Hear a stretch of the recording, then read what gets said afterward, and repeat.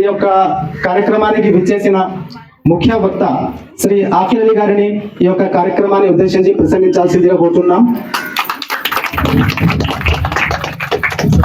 ఓం సవై నైవ రేమే తస్మాదేకాకి నరమతే సద్వితీయమైచ్చ సహైతావనాస యథా స్త్రీ పుమాంసౌ సంపరిక్ష్వక్తౌ స ఇమమేవాత్మానాం వేదాపాత దత్తతః పతిశ్చ పత్ని చ భవతాం తస్మాదిదమర్ధ మృగలం ఇవస్వ ఇతిహాస్మాహ యాజ్ఞవల్క్యాత్ తస్మాదయమాకాశః స్త్రియ పూర్వత ఏవతా సమభవత్తతో మనుష్య అజాయంత. బిస్మిల్లాహిర్ రహమానిర్ రహీం. యా అయ్యుహన్నాసు తఖూ రబ్బకుముల్లజీ ఖలఖకుం మిన్ నఫ్సిన్ వాహిదా వ ఖలఖ మిన్హా జౌజహా వ బస్స మిన్హుమా రిజాలన్ కసీరన్ వ నిసా. సదఖల్లాహుల్ అజీమ్. సభను అలంకరించినటువంటి గౌరవనీయులు లక్ష్మణ్ గౌడ్ గారు, అదేవిధంగా సోదరిమణి స్థానిక బాధ్యురాలు, మరొక అతిథి యాదవ్ గౌడ్ గారు, గౌరవనీయుల సోదరులారా, సోదరిమణులారా, ప్రియమైన నా చెల్లెళ్ళారా, అలాగే బాలబాలికలారా, మనందరిపై సర్వ సృష్టికర్త అయినటువంటి ఆ యొక్క సర్వేశ్వరి యొక్క కరుణ కటాక్షాలు కురియుగాక. నేను మీ అందరి యొక్క అభిప్రాయాలు, ఉపన్యాసాలు విన్న తర్వాత నాకు అనిపించిన విషయం ఏంటంటే, నేను అనవసరంగా వచ్చానని అనిపించింది. ఎందుకు, నేను ఏదైతే చెప్పదలుచుకున్నానో ఆల్రెడీ మీరు అందరూ చెప్పేశారు. అది ఏ విషయాలు కూడా లేవు నేను స్పెషల్గా చెప్పాల్సింది అని అనుకున్నా. నేను ఎందుకు ఇచ్చిన అనవసరంగాను, అన్ని విషయాలు చెప్పేశారు, అన్నీ నాకన్నా బాగా చెప్పారు వీళ్ళు అని ఆ సర్వేశ్వరునికి ముందుగా కృతజ్ఞతలు తెలుపుకొని మీ అందరికీ మరొకసారి నేను చాలా థ్యాంక్స్ చెప్పుకుంటున్నాను. ఎందుకంటే భగవద్గీత శ్లోకాలు మీరు ఎంత ఎక్సలెంట్గా చదివారంటే మీ అందరికీ ఏంటంటే చాలా అభినందనలు. ఎక్సలెంట్. మీరు నేర్పినటువంటి మీ గురువులు, అదేవిధంగా నేర్చుకోవడం మీరు తక్కువ పీరియడ్లో చాలా ఎక్సలెంట్గా మాట్లాడారు. ఎక్కడ కూడా కనీసం చిన్న పొరపాటు కూడా లేకుండా శ్లోకాలు చదివారు. కాబట్టి నేను చాలా ఆనందిస్తున్నాను. ఆ సర్వేశ్వరుడు ఈ యజ్ఞాన్ని ఇదే విధంగా మొత్తం భారతదేశంలో ఈ యొక్క పరిస్థితి రావాలి. ఏమండి, ఎందుకంటే ఈనాడు మనం మానవులుగా జీవితం అయితే గడుపుతున్నాం, కానీ నిజంగా మానవత్వం లేదు. మనలో మానవత్వం లేదు. ఎక్కడ చూసినా 90% ఏంటంటే అన్ని నెగిటివ్ విషయాలు తప్ప పాజిటివిటీ మన యొక్క సమాజంలో లేదు. అయితే మనం శాంతిగా, సుఖంగా మానవ జన్మ ఎత్తినందుకు మానవులుగా జీవితం గడపాలంటే ఇటువంటి కార్యక్రమాలు ఎంతో అవసరం. ఇటువంటి గొప్ప వ్యక్తులు, ఇప్పుడు మీరు ఒకప్పుడు ఒక 3 నెలల క్రితం మీ యాటిట్యూడ్ ఎలా ఉందో, మీ ప్రవర్తన ఎలా ఉందో ఇప్పుడు అలా ఉంటుందా?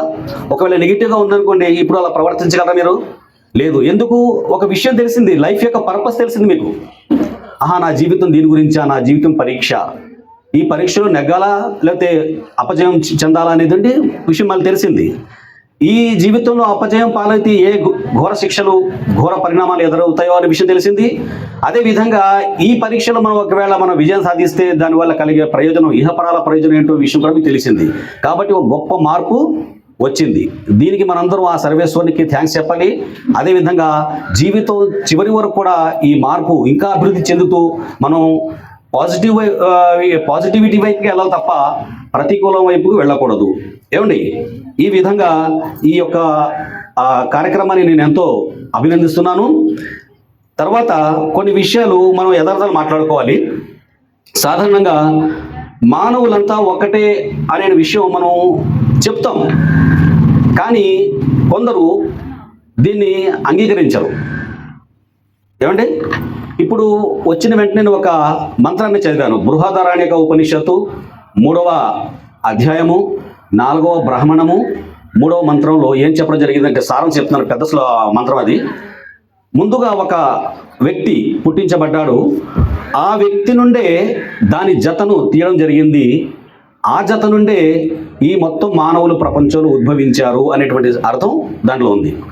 అదేవిధంగా ఖురాన్ గ్రంథంలో కూడా చెప్పేది అదే. 4వ అధ్యాయం 1వ వాక్యంలో ఏమని, ఓ మానవులారా, ఎవరైతే మిమ్మల్ని సృష్టించాడో ఆ సృష్టికర్తను గుర్తిస్తూ మీరంతా ఒకే జంట సంతానము, మీరంతా ఒకే జంట సంతానము అంటే చూడండి, ఇందాక మన మాస్ కూడా అబ్బాయి చాలా చక్కగా మాట్లాడాడు.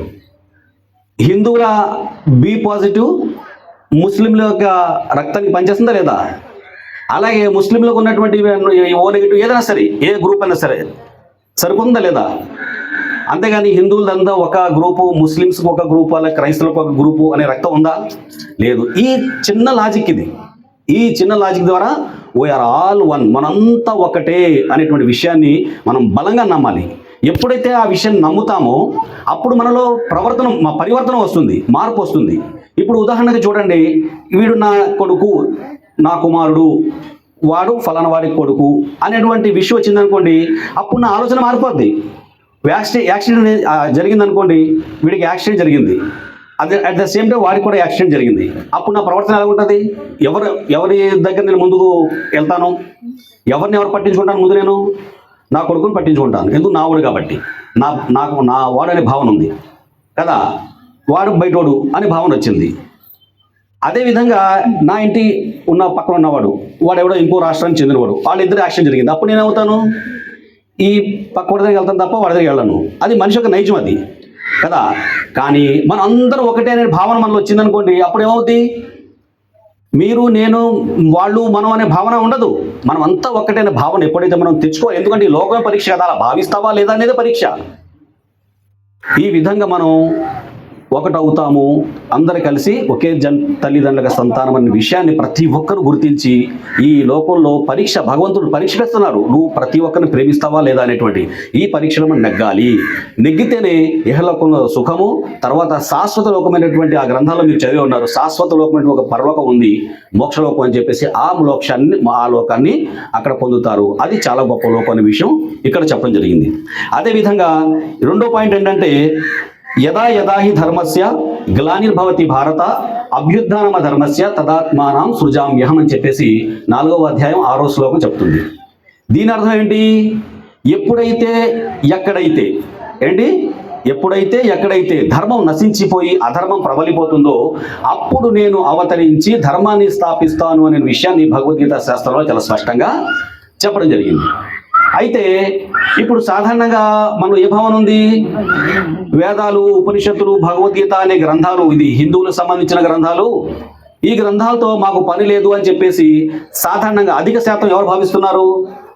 ముస్లింలు మరియు క్రైస్తవులు భావిస్తున్నారు లేదా? అనుకుంటున్నారు లేదా? ఆ గ్రంథాలతో మన పని ఏంటండి, అవసరం లేదు అని భావిస్తున్నారు. అదేవిధంగా ఖురాన్తో మనకు పని ఏంటి అని చెప్పేసి ఇటు హిందువులు భావిస్తున్నారు, అధిక శాతం నేను చెప్పేది. అలాగని చెప్పేసి అందరినీ నేను జమ కట్టట్లేదు. క్రైస్తవులు భావిస్తున్నారు. అదేవిధంగా బైబిల్ చూసుకుంటే అది మా గ్రంథం తప్ప, అది క్రైస్తవుల గ్రంథం తప్ప ఆ గ్రంథంతో మనకు పని లేదని చెప్పేసి ముస్లింలు భావిస్తున్నారు, హిందువులు భావిస్తున్నారు. ముఖ్యంగా మనం ముగ్గురు ఉన్నాం కాబట్టి మాట్లాడుకుంటున్నాం. చాలా మంది ఇంకానే మతాలు ఉన్నాయి, అది వేరే విషయం. కానీ ఇక్కడ చూడండి, మనం సాధారణంగా వింటుంటాం. నేను ఒక విషయం చెప్తాను, దాన్ని మీరు ఫిలప్ చేయండి. కృష్ణం వందే భరత గురువు అంటాను నేను. మీరేమంటారు? నేను చెప్పింది కరెక్టా, మీరు చెప్పింది కరెక్టా? జగద్గురు అంటే ధర్మం ఎక్కడ నశిస్తే అక్కడ వచ్చి ఆయన ఏం చేస్తాడు? ధర్మాన్ని స్థాపిస్తాడు. ఇప్పుడు చెప్పండి, కేవలం మన భారతదేశంలోనే గ్రంథాలు ఉన్నాయి, ఆ గ్రంథాలు మనకు అవసరం లేదు, ఎడారి మతాలు, ఎడారి గ్రంథాలు అన్నాం అనుకోండి, అప్పుడు మనం ఏం చేయాలి తెలుసా? ఈ పదాన్ని మార్చుకోవాలి. కృష్ణం వందే భరత గురువు అని మార్చుకోవాలి. మార్చుకుందామా? జగద్గురు అంటే ఏంటి? ధర్మం నశించడం అంటే ప్రజలు దుర్మార్గులు అయిపోవడం, ప్రజలు చెడిపోవడం. ప్రజలు ఏంటంటే ఒక విధంగా చెప్పాలంటే చాలా సన్నాసులు అయిపోయి చెప్పడమాట. కానీ మన భారతదేశంలోనే ధర్మం నశించిందా? ఇతర దేశాల్లో ఎక్కడ ధర్మం నశించలేదా? అక్కడ ప్రజలు దుర్మార్గులు అవ్వలేదా? అక్కడ వాళ్ళు చెడిపోలేదా? వాళ్ళందరూ పరమ పవిత్రులా? కాదు కదా. వాళ్ళు చెడిపోయారు, వీళ్ళు చెడిపోయారు. ఎక్కడెక్కడైతే చెడిపోవడం జరిగిందో, ఎక్కడైతే ధర్మం నశించి అధర్మం ప్రబలిపోయిందో అప్పుడు ఆ సర్వేశ్వరుడు తన యొక్క ప్రత్యేక దూత అయినటువంటి శ్రీకృష్ణ పరమాత్మ ద్వారా పంపించి ధర్మాన్ని స్థాపించాడు.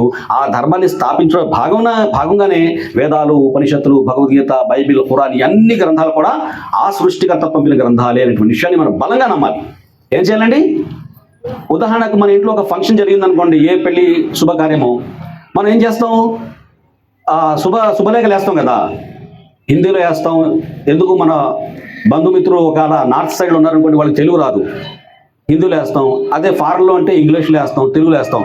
కానీ దాంట్లో ఉన్న సమాచారం, ఆ ప్రోగ్రామ్ అంతా ఒకేలా ఉంటుంది కదా. పెళ్లి తేదీ, పెళ్లి కొడుకు పేరు, పెళ్లి కూతురు పేరు, ఆ స్థలం అన్నీ ఒకేలాగా ఉంటాయి లేవా? తేడా ఉంటుందా? అది ఇంగ్లీష్లో ఉందని తెలుగులో ఉందని చెప్పేసి తేడా అని చెప్పగలమా? కాదు. భాషను బట్టి భాష మారుతుంది తప్ప సారాంశం ఒక్కటే. అదే విధంగా ఎన్ని గ్రంథాలు చెప్పేటువంటి సారం కూడా ఒక్కటే. ఏంటి? There is some power. మహాశక్తి, ఆది పరాశక్తి అనేటువంటి ఒక మహాశక్తి ఉంది ఈ సృష్టికి.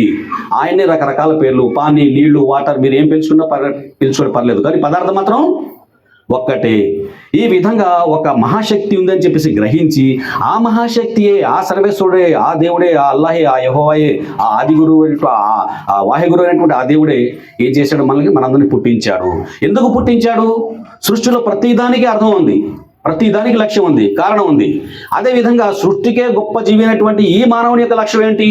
అసలు లక్ష్యం ఉంటుందా లేదా అని ఆలోచిస్తే లక్ష్యం ఉంటుందా లేదా చెప్పండి మీరు? ఉంటుంది. ఆ లక్ష్యం ఏంటి అనే విషయాన్ని మన ఇందాక ఎవరో చెప్పారు చక్కగా. ఈ జీవితం పరీక్ష. మన సోదరిమణి ఎవరో చెప్పింది ఇందాక. ఈ జీవితం ఏంటండి? పరీక్ష. మంచి చెడుల మధ్య పరీక్ష. మనం మంచి చేస్తామా చెడు చేస్తామా అనే విషయాన్ని పరీక్షిస్తున్నాడు.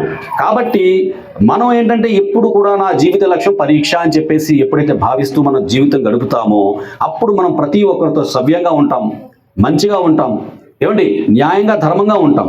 ఆ భావన లేదనుకోండి, నా ఇష్టం, నా జీవితం ఎలా గడిచినా పర్లేదు అనేటువంటి భావానికి లోనైపోయి ఈనాడు ప్రజలు ఏంటంటే దుర్మార్గులుగా, దుష్టులుగా, చెడ్డవారుగా మారిపోవడానికి కారణం ఏంటంటే వారి యొక్క లైఫ్ పర్పస్ తెలియకపోవడమే. ఏదో మన జీవితం గడిపేస్తున్నాం, ఎవరిని ముంచేసినా, ఎవరిని దోచుకున్నా, ఎవరిని బాధ పెట్టినా పర్లేదు, నేను మాత్రం బాగుండాలి అనేటువంటి భావన మనిషిని ఏం చేస్తుందంటే ఒక జంతువు మాదిరిగా తయారు చేసేస్తుంది. తద్వారా వాడు జంతువుగా ఏంటంటే జీవితం గడుపుతూ, ఇతరుల్ని బాధ పెడుతూ, ఇతరుల్ని నష్ట చేస్తూ తను అనుభవిస్తున్నాడు ఈ లోకంలో. కానీ ఒకరోజు ఆయన చనిపోతాడు, ఒకరోజు ఆ వ్యక్తి చనిపోతాడు, బాధలు అనిపించినోడు కూడా చనిపోతాడు. కానీ చనిపోయిన తర్వాత ఏం జరుగుద్ది? ఈ సమాచారం మనకు తెలుసా? తెలీదు. కానీ సృష్టికర్తన సర్వేశ్వరుడు అన్ని గ్రంథాలు చెప్తున్నాడు. చూడండి, ప్రతి సృష్టిలో ఉన్న ప్రతి వస్తువు జంట అండి. ప్రతి వస్తువు జంట, మంచి చెడు, రాత్రి పగలు, ఏమండి, ఆడ మగ. అదేవిధంగా ఇహలోకము పరలోకము. ఇది కామన్ సెన్స్ చెప్పే విషయం. ఖచ్చితంగా మన పరలోకం ఉంది, అన్ని గ్రంథాలు చెప్తున్నాయి. మీరు మరణించిన తర్వాత ఒకరోజు దేవుని సన్నిధానంలో హాజరవుతారు. అప్పుడు దేవుడు మిమ్మల్ని అడుగుతాడు. ఎవరికి ఎంతైతే జ్ఞానం ఇచ్చాడో దాని ఆధారంగా అడుగుతాడు. ప్రతి ఒక్కరు తెలుసు, మంచి చెడు ఎక్కడో గ్రంథాల్లోనే కాదు, మన బుర్రలోనే ఉంది, మన మైండ్లోనే. కామన్ సెన్స్ చెప్పొద్దు ఏది మంచి ఏది చెడు అని చెప్పేసి విషయాన్ని. దాన్ని దృష్టిలో పెట్టుకొని ఎవరు ఎంతవరకు పెర్ఫార్మెన్స్ చేశారు ఈ లోకం అనేది చూసి దేవుడు ఆ రోజు తీర్పు చేస్తాడు. ఆ లోకం ఎటువంటిదని చెప్పేసి భగవద్గీత శాస్త్రంలో ఆ స్వర్గాన్ని, ఆ మోక్షాన్ని ఎంతో ఉన్నతమైన లోకంగా చెప్తూ, శాశ్వతమైన లోకం, బ్రహ్మలోకం అని చెప్పేసి గ్రంథాలు చెప్తున్నాయి. అదేవిధంగా బైబిల్ కూడా చాలా చెప్తుంది, అక్కడ ఏడుపైనను వేదనైనను ఉండదు, మీకు ఆనందమే ఆనందం ఉంటుందని చెప్పేసి ఈ విషయాన్ని బైబిల్ చెప్తుంది. ఖురాన్ గ్రంథం కూడా శాశ్వత లోకం, ఎల్లప్పుడూ ఆనందంగా ఉండే లోకం అని చెప్పేసి చెప్తుంది. అయితే ఈ గ్రంథాలు చెప్తున్నాయి, ఈ విషయం మన మైండ్లో ఉందా లేదా మనం ఒకసారి పరిశీలించుకుందాం. చూడండి, ఇప్పుడు పిల్లలు ఉన్నారు, ఎదుగుతున్నారు, పెద్దోళ్ళు అవుతారు, తర్వాత ఏమవుతారు? వృద్ధాప్యం వచ్చేస్తుంది. కానీ మనం సాధారణంగా వృద్ధాప్యాన్ని కోరుకుంటామా? కదా. వృద్ధాప్యం రాకుండా, మనం కనబడకుండా ఉండాలంటే మనం ఏం చేస్తాం? ముందు బ్లాక్ కలర్ వేసుకుంటాం లేదా? కానీ ఎన్ని రోజులు వేసుకోగలం? వేసుకోలేవు. రకరకాల క్రీములు రాస్తాం, అయినప్పటికీ వృద్ధాప్యం ఆగదు, వచ్చేస్తుంది. కానీ ఎవరు కోరుకోం, నేను యంగంగా కనబడాలి, యవ్వనంగా ఉండాలి అని చెప్పేసి భావిస్తుంటే ప్రతి ఒక్కరు, ఇది హిందూ, ముస్లిం, క్రిస్టియన్తో పని లేకుండా మానవ జన్మ ఎత్తిన ప్రతి ఒక్కడికి, అది ఏ దేశస్తుడైనా ఎప్పటివాడైనా సరే, ప్రతి ఒక్క మనిషికి ఉన్నటువంటి కాంక్ష అన్నమాట, డిజైర్ ఏంటది? నేను యంగంగా ఉండాలి అనేటువంటి కాంక్ష. ఇది అందరికీ బలంగా ఉంది. అదేవిధంగా నేను ఏది తలుచుకుంటే అది వెంటనే అయిపోతే ఎంత బాగుండు అనుకుంటాం. ఆ సందర్భంగానే ఈనాడు మనం ఏంటంటే రకరకాలటువంటి సైంటిఫిక్ వస్తువులు కనుక్కుంటున్నాం, మనం ఇన్వెంట్ చేస్తున్నాం. ఒకప్పుడు మన పూర్వీకులు గుర్రబండ్ల పైన, ఎడ్ల బండిపై వెళ్ళేవారు, అంతే కదా. కానీ ఇప్పుడు మనం ఫ్లైట్ల దాకా వెళ్ళిపోయాం, ర్యాకెల దాకా వెళ్ళిపోయాం. దాని అర్థం ఏంటి? ఆ ప్రయాణం సాగట్లేదు, అనుకున్నది వెంటనే జరగట్లేదు. కాబట్టి మనం బుర్రను ఉపయోగించి ఇన్వెంట్ చేసుకున్నాం. అంటే దీన్ని బట్టి ఏమర్థమవుతుంది? మనం ఏదైనా సరే కాంక్షిస్తే అది వెంటనే జరగాలనేటువంటి ఒక భావన, బలమైన కోరిక ఉంది. కానీ ఇది టైం పడుద్ది, వెంటనే రాదు ఇది. ఇప్పుడు మనం ఉన్న పడంగా ఇక్కడ నుంచి అందరూ కలిసి ఏ సూర్యమండలం, చంద్రమండలం వెళ్ళిపోగలమా? వెళ్ళలేవు. భవిష్యత్తు వెళ్తే వెళ్ళొచ్చు, వేరే విషయం. అంటే అనుకున్నది ఏదైనా సరే వెంటనే జరగదు ఈ లోకల్లో. అదేవిధంగా చిన్న కోరిక ఏంటంటే నాకు మరణం రాకూడదు అనుకుంటాం లేదా? మరణిస్తారంటే ఎవరికైనా భయం ఉంటుందా లేదా? కానీ ఈ లోకాన్ని విడిచిపెట్టి ఎప్పుడోసారి మనం ఖచ్చితంగా వెళ్ళిపోతాం. కానీ కోరిక అయితే బలంగా ఉంది. అయితే ఈ కోరికలు ఎందుకు ఉన్నాయి అంటే ఆ లోకం ఉంది కాబట్టి ఉన్నాయి. వస్తువులు ఉన్నాయి కాబట్టి కళ్ళు ఉన్నాయి, సౌండ్ ఉంది కాబట్టి చెవులు ఉన్నాయి, ఏమండి, అలాగే స్మెల్ ఉంది కాబట్టి మనకి ముక్కు ఉంది. ఇది ఎంత యథార్థమో ఈ కోరికలు ఉన్నాయంటే ఈ కోరికలు నెరవేరే స్థలం కూడా ఖచ్చితంగా ఉంది. ఈ అన్ని గ్రంథాలు చెప్తున్నాయి, మన కామన్ సెన్స్ కూడా చెప్తుంది. కాబట్టి మన బుద్ధిమంతులు అయితే ఏం చేయాలి? ఇందాక మన సోదరిమణి చాలా చక్కగా చెప్పారు. నిజంగా ఫిలాసఫీ అంతా ఆవిడే చెప్పింది మహాతల్లి ఈరోజు. ఏమండి, ఈ లోకం ఏంటి? శాశ్వతం కాదు, విడిచిపెట్టి వెళ్ళిపోవాల్సింది. నువ్వు ఎంత మొత్తం ప్రపంచానికి రాజైనా సరే, అలెగ్జాండర్ ద గ్రేట్ తెలుసు కదా, మనం చదువుకున్నాం, ఉన్నాడా? వెళ్ళిపోయాడు. అలాగే మనం కూడా చూస్తున్నాం ఎంతోమందిని, ఎవరు ఉండరు. కానీ ఉండే లోకం ఒకటి ఉంది, ఉండాలి అనేటువంటి భావన మనం ఉంది కదా, ఆ నెరవేరే స్థలం ఉంది. దాన్నే మోక్షము, పరలోకము, నిత్య జీవము, రకరకాల పేర్లతో మనం పిలుచుకుంటున్నాం. దాన్ని పొందడానికి ఈ జీవితాన్ని మనం పెట్టుబడిగా పెట్టాలి. దాని గురించి ఏం చేయాలి? ఏదో కొండలెక్కాలా, ఎక్కడికో వెళ్ళిపోవాలా, లేకపోతే మొత్తం సన్యాసం పుచ్చుకొని మనం ఇళ్ళు వాకిళ్ళు వదిలేసి సంసారాన్ని వదిలేసి వెళ్ళిపోవాలా అంటే ఏం కాదు. అసలు చాలా సింపుల్ ప్రోగ్రామ్ ఇచ్చారు ఆ సర్వేశ్వరుడు. ఏంటి తెలుసా? ముందు నువ్వు గ్రహించు, దేర్ ఈజ్ సమ్ పవర్, ఒక మహాశక్తి ఉంది అని చెప్పేసి ఏమంటాడు మళ్ళీ? ఆ మహాశక్తిని దేవుడు నిన్ను గమనిస్తున్నాడు. ఏం చేస్తున్నాడు? గమనిస్తున్నాడు. సర్వతః పాణిపాదం తత్ సర్వతోక్షి సూర్యముఖం సర్వతః శృతిమల్లోకే సర్వమావృత్య తిష్టతి అని చెప్పేసి చాలా స్పష్టంగా భగవద్గీతలో ఇందాక మన అబ్బాయి చదివాడు, మన ఫారూక్ సారీ ఏం పేరు అనేది? లుహ్మాన్. ఏమండి అంటే ఆ సర్వేశ్వరుని యొక్క తలలు అన్ని చోట్ల ఉన్నాయి అంటే అన్ని చూస్తున్నాడు. ఇప్పుడు నేనున్నాను, మీపై చూడగలను, కానీ వెనకాల నాకు ఏం జరుగుతుందో తెలియదు. నా కళ్ళు ఎరగాలు లేవు కాబట్టి. కానీ సృష్టికర్త నా సర్వేశ్వరునికి అన్ని చోట్ల కళ్ళు ఉన్నాయి, అన్ని చోట్ల ఆయన పాదాలు ఉన్నాయి, అన్ని చోట్ల ఆయన హస్తాలు ఉన్నాయి. ఆయన ఏదని చేయగలడు, ఎక్కడికైనా వెళ్ళగలడు, ఎక్కడ పట్టుకోగలడు. జాగ్రత్త, బీ కేర్ఫుల్ అని చెప్పేసి మనకి భగవద్గీత శాస్త్రం చెప్తుంది. ఇదే విషయాన్ని బైబిల్ చాలా స్పష్టంగా చెప్తుంది. ఏమని? My people how can you such to be fools when will you learn God made our eyes cannot he see, God made our ears cannot hear. ఓ మానవులో పశువు ప్రాయులారా అంటున్నాడు, పశువులారా అంటున్నాడు దేవుడు. కోపం వచ్చి తిడుతున్నాడు. మరి చూడండి, మనం కూడా చెప్తాం మన పిల్లలు, నువ్వు మనిషివా పశువురా అంటాం కోపం వచ్చేసి. ఎన్నోసార్లు చెప్తాం, నచ్చ చెప్తాం. ఎన్నిసార్లు చెప్పినా వినకపోతే ఏం చేస్తాం? తిడతాం. అలాగే దేవుడు కూడా ఎన్నోసార్లు ఎంతో మంది ఋషుల్ని, ప్రవక్తల్ని, మహానీల్ని పంపించి ఎన్నో విషయాలు మహానుభావులు చెప్పాడు. ఒరే, మీ జీవిత లక్ష్యం ఇదిరా, మీరు ఇలాగా జీవితం గడపాలి, ఈ లోక పరీక్ష అని చెప్పేసి ఎంత చెప్పినా మనం వినకపోయినప్పుడు దేవుడు కోపం వచ్చి ఏమంటున్నాడు తెలుసా? మనుషుల్లో పశువులు లాంటి వారులారా ఎప్పుడు తెలుసుకుంటారు మీరు? దేవుడు మీ కళ్ళు ఇచ్చాడు, ఆయన గుడ్డివాడైపోయాడా? ఆలోచించండి. దేవుడు మనకు కళ్ళు ఇచ్చాడు, ఆయన కళ్ళు మూసుకుని కూర్చున్నాడా? మనకు చెవులు ఇచ్చాడు, మనం వినేస్తున్నాం, ఆయన విండా? ఖచ్చితంగా మీ మాట, మీ చేత, మీ ఆలోచన సమస్తము తెలుసు. హృదయ సర్వస్య విష్టితం, హృదయాల్లో టెస్ట్ వేసుకుని ఉన్నాడు. మీరు ఏం ఆలోచించినా సరే ఆయన దగ్గర వెళ్ళిపోతుంది రిపోర్ట్ వెంటనే. అదేవిధంగా ఖురాన్ కూడా మీ హృదయాల్లో ఉన్న విషయం కూడా ఆయన తెలుసు. ఏమండి, ఈ విధంగా లతీఫుల్ ఖబీర్ అంటాడు, నేను చాలా సూక్ష్మమైనటువంటి వాడిని, నాకు అన్నీ తెలుసు అని చెప్పేసి ఖురాన్ గ్రంథంలో చెప్పడం జరిగింది. ఈ విధంగా సృష్టికర్త ఉన్నాడు, ఆయన గమనిస్తున్నాడు. అమ్మో, నేను జాగ్రత్తగా ఉండాలి, ఎట్టి పరిస్థితుల్లో కూడా నా వల్ల పొరపాటు జరగకూడదు, పాపం జరగకూడదు అనేటువంటి భావన ముందు రావాలి. ఏం రావాలి? జరగడం జరగకపోవడం అది వేరే విషయం. ముందు భావించుకోవాలి, మనం నిర్ణయించుకోవాలి, నా వల్ల ఎవ్వరూ బాధపడకూడదు, నా వల్ల ఎవరు ఏడవకూడదు, నన్ను ఎవరు బాధ పెట్టినా సరే. సోదరి మరి మీ పేరేటమన్నారు? అనిత చాలా చక్కటి విషయం చెప్పారు. నవ్వుతూ ఉండండి, నవ్విస్తూ ఉండండి, నవ్వుతూ ఉండండి, ఈ రెండు మాట. అప్పుడే సమాజం బాగుపడుతుంది. ముభావంగా ఉన్నాం అనుకోండి, నేను ఉంటాను మామూలుగా, నేను హ్యాపీగా మాట్లాడుతున్నాను, మీరు ముభావంగా ఉన్నారనుకోండి, ఒకసారి రెండుసార్లు చూస్తాం, మూడోసారి వీడితో నాకేంట్రా సైడ్ అయిపోతుంది. అక్కడ ఏంటి? ఎడబాటు అవుద్ది. కానీ ఏం జరగాలి? యోగం జరగాలి, కలయిక జరగాలి, అందరూ కలిసిమెలిసి ఉండాలి. ఒక తండ్రికి పుట్టినటువంటి 3-4 పిల్లలు ఉన్నారనుకోండి, వాళ్ళు ఒకరు కొట్టుకుంటూ వాళ్ళు చస్తే మంచిది అనుకుంటాడా తండ్రి? లేకపోతే అందరూ కలిసి హ్యాపీగా ఉండే బాగుంటుంది అనుకుంటాడా? కలిసి ఉండాలి కదా. అదేవిధంగా భగవంతుడు ఏంటంటే ఆ సర్వేశ్వరుడు, మీరు ఏ పేరుతో పిలుచున్నా సరే వేరే విషయం, ఆయన మళ్ళీ ఏం కోరుకుంటున్నాడు? ఈ మానవులందరూ కలిసి ఉండాలి, హ్యాపీగా ఉండాలి. ఏమండి, వీరందరూ కూడా మోక్షాన్ని పొందాలి, నా సన్నిధానంలో రావాలి అని చెప్పి దేవుడు ఎదురు చూస్తున్నాడు. ఆ విధంగా రావాలంటే ఈ భావాలు కలిగి ఉండి ఆ సృష్టికర్తను గుర్తించాలి. నన్ను చూస్తున్నాడు, వింటున్నాడు, గ్రహిస్తున్నాడు అని చెప్పేసి మనం భయపడుతూ భయభక్తులు కలిగి ఉండాలి. తర్వాత ప్రతి మంచి పని చేయాలి, ప్రతి చెడు నుంచి మనం దూరంగా ఉండాలి. ఎందుకంటే మంచి చెడేదో మనకే దేవుడు ఇక్కడ హృదయంలో పెట్టేశాడు, దానికి గ్రంథాలు చదవడం అవసరం లేదు. మన యొక్క హృదయంలో పెట్టేశాడు. మంచి ఏదో చెడు ఏదో ఈ విధంగా మంచి చేసుకుంటూ వెళ్ళిపోవాలి. ఎందుకంటే చూడండి, ఉదాహరణకు క్రికెట్ మనం ఒక ఉదాహరణ తీసుకున్న ఆటని. క్రికెట్ ఆటలో 4-5 మ్యాచ్లు జరుగుతాయి. 3 మ్యాచ్లు ఓడిపోయారు అనుకుందాం. 4వ మ్యాచ్ ఎలాగ ఆడతారు? ఇప్పుడు వాళ్ళకి ఎలాగ గిఫ్ట్ రాదు, ఎలాగ కప్పు రాదు. ఎందుకు? 3 మ్యాచ్లు ఓడిపోయారు కదా. 4వ మ్యాచ్ ఏంటి? పేలవంగా అన్నట్టుగా ఆడతారా? సీరియస్గా ఆడతారా? ఎందుకు? కప్పు రాదు కదా, కప్పు రాదు, విన్నర్ అయ్యేటువంటి ఇది కూడా రాదు, పేరు కూడా రాదు. అయినప్పటికీ ఎలా ఆడతారు? 4వ మ్యాచ్ మొత్తం ప్రాణాన్ని దాన్ని మొత్తం తెగించి ఆడతారు లేదా విన్ అవ్వాలని?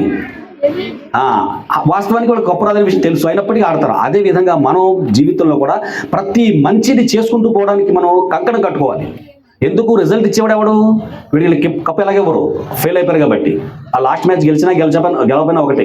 కానీ సృష్టికర్త దేవుడు మాత్రం మనం ఈ యొక్క మంచి పనులు చేసుకుంటూ వెళ్తే దానికి తగ్గట్టుగా ఖచ్చితంగా ప్రతిఫలం ఇస్తాడు.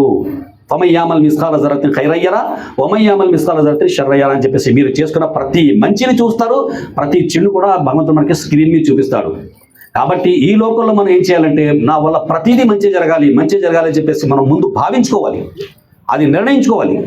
నా వల్ల తప్పు జరగకూడదు, నా వల్ల పాపం జరగకూడదు, నా వల్ల ఎవరు బాధపడకూడదు అని చెప్పేసి మనం అనుకుంటే అప్పుడు దేవుడు నడిపిస్తాడు. మనం అనుకోవడం ఫస్ట్ మన బాధ్యత, నడిపించడం ఆయన బాధ్యత. ఈ విధంగా చేసుకుంటూ టైం కూడా లేదు మనకి. భగవద్గీత 12వ అధ్యాయం ఆయన చదివింది ఇందాక మన లుక్మాన్ 13 నుంచి 20 శ్లోకాలు. ఒక భక్తి పరుడు, ఒక దైవ భక్తుడు ఏ విధంగా ఉండాలో అన్ని లక్షణాలు అక్కడ చెప్పడం జరిగింది. రాసుకోండి కావాలంటే 12వ అధ్యాయము 13 నుంచి 20, 12, 13, 20 రాసుకోండి. ఇదే విధంగా బైబిల్ గ్రంథంలో కూడా మత్తయి సువార్త 5వ అధ్యాయం, 6వ అధ్యాయం, 7వ అధ్యాయం ఈ 3 అధ్యాయాలు చదవండి. ఖురాన్ గ్రంథంలో 17వ అధ్యాయంలో మొదటి నుంచే ఉంటాయి ఖురాన్ ఈ విషయాలు. అంటే ఒక మనిషి పరిపూర్ణమైన మనిషి కావాలంటే ఏ విధమైనటువంటి మన యాటిట్యూడ్ కలిగి ఉండాలో, ఎటువంటి ప్రవర్తన ఉండాలో చాలా స్పష్టంగా చెప్పడం జరిగింది. కాబట్టి మీ యొక్క సమయాన్ని నేను ఎక్కువగా తీసుకోదలుచుకోలేదు. తర్వాత ప్రత్యేక ఉపన్యాసాలు అన్నా కానీ ఇప్పుడు నాకు అనిపించింది నేను కాదు ప్రత్యేక ఉపన్యాసం, మీరే ప్రత్యేకమైనటువంటి ఉపన్యాసకులు. మీ చెప్పిన దాంట్లో నేను కాపీ కూడా చెప్పాను, దయచేసి మీరు గ్రహించండి. కాబట్టి సర్వసృష్టికర్తమైనటువంటి సర్వేశ్వరుడు మనందరినీ ఆశీర్వదించి ఈ యజ్ఞాన్ని, ఏదైతే ఒక గొప్ప యజ్ఞం ఇది ప్రస్తుతం మన భారతదేశం చాలా ప్రమాదకర పరిస్థితిలో ఉందండి అమ్మా. అన్ని రాజకీయ పార్టీలు, తర్వాత రాజకీయ పార్టీలే కాదు అన్ని మత వర్గాలు కూడా ఏంటంటే ఎప్పుడు కూడా విడిపోవడానికి కొందరు ఉంటారు. ఏంటి? ప్రజల్ని తమ యొక్క గుప్పెట్లో పెట్టుకొని నడిపించేవాళ్ళు. వాళ్ళు తమ స్వార్థం చూసుకుంటారు తప్ప ప్రజా సంక్షేమం పట్టించుకోరు. కానీ మనం ఏంటి? అందరినీ సమానంగా చూడాలి. ఆ విషయ గ్రంథాల్లో ఉన్నాయి. కాబట్టి మనం ఏం చేయాలంటే అందరూ కలిసి ఇక్కడ మతాలతో కులాలతో పని లేకుండా భారతీయులంతా ఒకటే అని చెప్పి మన మసూద్ అలీ ఖాన్ గారి యొక్క స్పీచ్ ఉర్దూలో వచ్చింది. గొప్ప విషయం అది. దాంట్లో ఏముంది?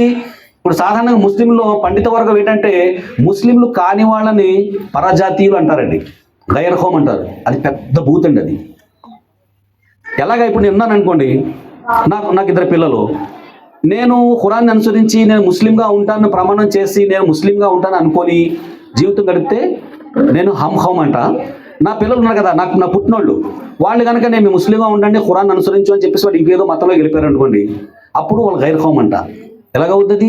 వాళ్ళ మత విషయం అది, వాళ్ళు చూసుకుంటారు, ఎవరిష్టం వాళ్ళది, ఎవరు నచ్చిన మతం అనుసరిస్తారు, వేరే విషయం. కానీ ముస్లింలు కాని వాళ్ళు గైర్ హోమ్ అనేటువంటి ఒక భావన చాలామంది పాపం అమాయకులు లేదు, కొందరు పెద్ద పండితుల్లో ఉంది. కానీ తప్పుడు భావన అని చెప్పేసి సార్ ఎంతో స్పష్టంగా ఖురాన్ నుంచి చెప్పించారు. ముహమ్మద్ ప్రవక్త వారిని తిట్టి ఆయన యొక్క సందేశాన్ని తిరస్కరించి ఆయన చంపిన వాళ్ళని స్వయం చంపడానికి ప్రయత్నం చేసినటువంటి వాళ్ళని కూడా ఆయన ఏమన్నాడు? ఓ నా జాతి సోదరులారా, నా జాతి ప్రజలారా అని చెప్పేసి పిలిచాడు ఆయన. మరి మనం ఏం పిలుస్తున్నాడు? గైర్ హోమ్ అంటున్నాం, అంటే పరజాతీయులు అంటున్నాం. కానీ ఈ భావన చాలా తప్పు. మనంతా ఒకే జాతి, భారత జాతి. మనంతా ఎవరు? భారత జాతి. సాధారణంగా ప్రపంచంలో ఉన్న ముస్లింలు అందరూ కూడా ఒకే జాతి. ఇది కూడా తప్పే. అరబ్బులు అంటే అరబ్ ముస్లింలు అవుతారు వాళ్ళు, అమెరికా వాళ్ళు అమెరికా ముస్లింలు అవుతారు తప్ప వాళ్ళు హమ్ అవరాళ్ళు. వాళ్ళు గైర్ హోమే. మనకి అమెరికాలో ఉన్నటువంటి ముస్లిం ఇక్కడ ఉన్న ముస్లింకి గైర్ హోమే. ఈ విషయాన్ని గ్రహించాలి. ఇది టు బి డిస్కస్డ్. కావాలైతే మనం తర్వాత మాట్లాడుకోవచ్చు. ఈ విధంగా మనంతా ఈ భారత జాతిని బలోపేతం చేయడానికి హిందూ, ముస్లిం, క్రిస్టియన్స్ ఇవన్నీ పక్కన పెట్టి ముందు మనందరం భారతీయులు, ముందు అన్నిటికంటే ముందు మన మానవులం, ఆ తర్వాత ఏంటంటే భారత జాతీయులు అనే విషయాన్ని గుర్తించుకొని అందరూ కలిసిమెలిసి చక్కటి వేదిక ఇది. చూడండి, ముస్లింలు వాళ్ళు కండక్ట్ చేశారు భగవద్గీతను.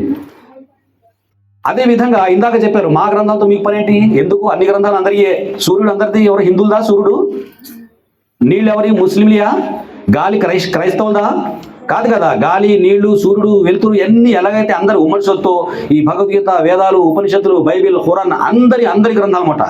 ముందుగా నా గ్రంథంలో ముస్లింలో పుట్టాను కాబట్టి ఖురాన్ నాకు అర్థం చేసుకోవాలి, తర్వాత ఇతర గ్రంథాలు చదవాలి, తర్వాత మీరు హిందువులు కాబట్టి ముందు మీకు హిందూ శాస్త్రాలపై పట్టు రావాలి, ఆ తర్వాత మీరు బైబిల్ ఖురాన్ చదవండి. అదేవిధంగా క్రైస్తవులు కూడా ఈ విషయాన్ని గ్రహించాలి. ఈ విధంగా ఎప్పుడైతే మనం ముందుకు వెళ్తామో అప్పుడు మన భారతదేశం వసుదిగా కుటుంబం మారుతుంది. తర్వాత ఇక్కడ గొప్ప ఋషులు జన్మించినటువంటి స్థలం ఇది. ఈ స్థలంలో మనం ఏంటంటే మన దేశానికి న్యాయం చేసే వాళ్ళు అవుతాం. తర్వాత ఆ పరమేశ్వరుని యొక్క దృష్టిలో కూడా గొప్ప భక్తులుగా మనం మారుతాం. కాబట్టి ఆ సర్వేశ్వరుడు మీకు నాకు మనందరికీ అటువంటి భాగ్యాన్ని ప్రసాదించి కోరుకుంటూ నా యొక్క పఠనం ముగిస్తున్నాను. తదాస్తు. జై హింద్, భారత్ మాతాకి జై.